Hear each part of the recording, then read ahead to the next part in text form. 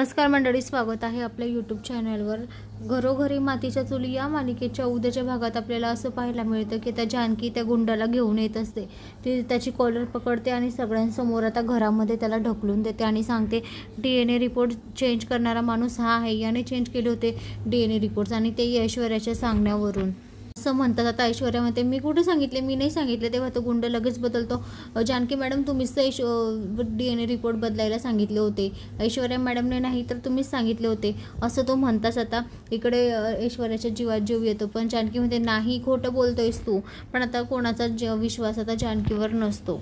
आता सुमित्राची खूप चिडचिड होते। सुमित्रा म्हणते जानकी तुझ्यासारख्या खोटारड्या बाईला या घरामध्ये मी एक क्षण सुद्धा राहू देणार नाही असं म्हणून तिचा हात धरते आणि तिला जोरात घराबाहेर ढकलते।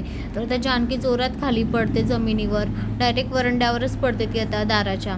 आता जानकी खूप रडत असते। जानकी म्हणते माफ कर आई, मी या घराच्या बाहेर जाणार नाही, कारण मला ऐश्वर्याचा आणि त्या लताबाईचा खरा चेहरा तुमच्यासमोर आणल्याशिवाय मी या घराच्या बाहेर जाणार नाही।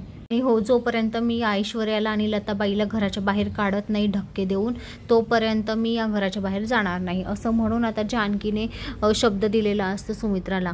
तर मंडळी, आता सुमित्रा जानकीला परत राहू देईल का घरामध्ये आणि ऋषिकेश काय करेल आता हे आपल्याला येणाऱ्या पुढील भागात पाहायला मिळेल। तर मंडळी, अशाच मालिकेच्या नवनवीन अपडेटसाठी चॅनलला लाईक आणि सबस्क्राईब करा, शेअर करायला विसरू नका। पण मला एक समजत नाही, ऐश्वर्याचे एवढे खोटे नाटे कसे काय समोर येतात, मला काही समजत नाही।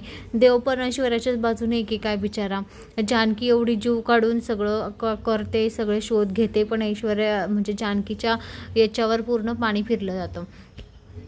धन्यवाद।